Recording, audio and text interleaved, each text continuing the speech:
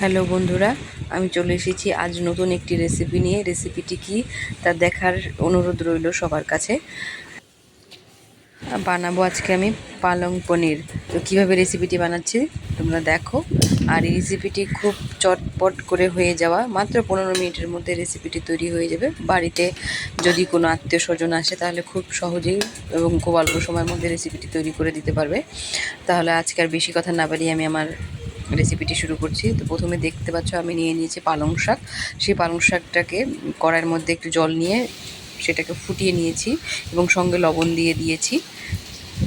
সেদ্ধ নয়, ঠিক ফোটানো। এই 2-3 মিনিটের মতো ফুটিয়ে নিয়ে সেটাকে পেস্ট করেছি। দেখতে পাচ্ছ এখন আমি পেস্টটাকে নিয়ে নিয়েছি বাটিটার মধ্যে। এবার পালং পনিরের ওই অংশটুকুনো কাজ আমার শেষ। এবার আমি এই পনিরগুলোকে ভালো করে পিস পিস করে কেটে নেব। তোমরা যেই শেপ পছন্দ করো সেই শেপে পনিরটাকে কেটে নিতে পারো। আমি চারকোনা করে পনিরটাকে কেটে নিচ্ছি, দেখতে ভালো লাগে এতে। এই সমস্ত পনির কাটা হয়ে গেলে এটাকে আমি তেলে একটু ফ্রাই করে নেব। তোমরা চাইলে তেলে ফ্রাইও করে নিতে পারো, না হলে এরকম কাঁচাও ব্যবহার করতে পারো। তো আমি এবার একটা কড়াই নেব। কড়াই নিয়ে সেই কড়াইয়ের মধ্যে তেলটা গরম হয়ে গেলে এই তেলের মধ্যে আমি পনিরগুলো দিয়ে দেবো। আর ফ্লেমটা অবশ্য হাই টু লো ফ্লেমে থাকবে। আর তোমরা যারা যারা আমার চ্যানেলে নতুন তারা অবশ্যই সাবস্ক্রাইব করে দিও, আর এইভাবেই আমার পাশে থেকো। আর আজকের রেসিপিটি কেমন হয়েছে সেটি তোমরা অবশ্যই আমাকে কমেন্টসে জানাবে। তো এবার আমি কড়াইতে দিয়ে দিয়েছি পনিরগুলোকে হালকা করে ভেজে নেব। খুব বেশি ভাজবো না, বেশি ভাজলে শক্ত হয়ে যাবে। হালকা ভাজলে কালারটা সুন্দর আসবে। পনিরটা ভাজা হয়ে গেছে। এবার এই পনিরগুলোকে আমি একটু উষ্ণ গরম জল নিয়েছি বাটিতে, সেই বাটির মধ্যে ভাজা পনিরগুলোকে দিয়ে দিব। এতে পনিরগুলো খুব সফট হবে। তারপরে আমি আবার পুনরায় কড়াইতে তেল দিয়ে দিয়েছি 1 টেবিল স্পুনের মতো। তারপরে 1 টেবিল স্পুনের মতো ঘি দিয়ে দিয়েছি। তারপরে অল্প কিছু জিরা দিয়ে দিয়েছি। তোমরা এখানে চাইলে ঘিয়ের পরিবর্তে বাটারও ব্যবহার করতে পারো। তারপরে দিয়ে দিলাম 1 টেবিল স্পুনের মতো আদা কুচি। আদা কুচি দেওয়ার পরে তোমরা যদি চাও এখানে রসুন ব্যবহার করতে পারো, পেঁয়াজ ব্যবহার করতে পারো, কিন্তু আমি ব্যবহার করিনি। এবার দিয়ে দেবো 1 টেবিল স্পুনের মতো টমেটো।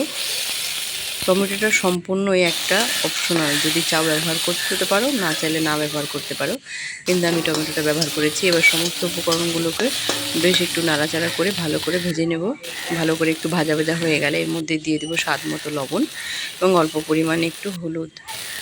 এগুলো দিয়ে আবার একটু ভালো করে নাড়াচাড়া করে নেব। এই রেসিপিটি খুব সুস্বাদু এবং খুব অল্প সময়ের মধ্যে তৈরি হয়ে যায় পালং পনির। বাড়িতে অনেকে শুধু পালং শাক খেতে চায় না, তখন এরকম ধরনের রেসিপিগুলো তৈরি করলে সবাই হাত চেটে পুটে খাবে। মশলাগুলো আমার ভাজা হয়ে গেছে। মশলাগুলো ভাজা হয়ে যাওয়ার পর এর মধ্যে আমি পালং শাকের যে পেস্টটা ছিল সেটা দিয়ে দিয়েছি। সেটা দিয়ে কিছুক্ষণ নাড়াচাড়া করে নেব। খুব বেশি এটাকে কুক করতে হবে না, কেন আগে সেদ্ধ করা আছে। এবার পালং শাকটা অনেকক্ষণ ভাজা হয়ে গেলে তার মধ্যে আমি দিয়ে দেব পনিরগুলো। দেখো কত সুন্দর লাগছে না দেখতে। পনির দিয়ে 3-4 মিনিটের মতো আমি একটু নাড়াচাড়া করে নেব। নাড়াচাড়া করে নেওয়ার পরে আমি দিয়ে দিচ্ছি ফ্রেশ ক্রিম। কালারটা দেখতে কত সুন্দর লাগছে, গ্রিন অ্যান্ড হোয়াইটের কম্বিনেশনটা। কি বলেছিলাম না, খুব সহজে এবং অল্প সময়ের মধ্যে এইরকম ধরনের রেসিপি তোমরা তৈরি করতে পারো। আর আজ তাহলে এই পর্যন্তই। আজকের রেসিপিটি তোমাদের কেমন লেগেছে আমাকে অবশ্যই কমেন্টসে জানাবে। তো আজকে এই পর্যন্তই। আবার দেখা হবে নতুন আরও কোনো এক রেসিপি নিয়ে। ততক্ষণ সবাই ভালো থাকবে, সুস্থ থাকবে। আর আমি ওপরে গার্নিশিংয়ের জন্য একটু ফ্রেশ ক্রিম দিয়ে দিয়েছি। তাহলে বন্ধুরা আজকে এই পর্যন্তই থাক। আবার দেখা হবে নতুন কোনো রেসিপিতে।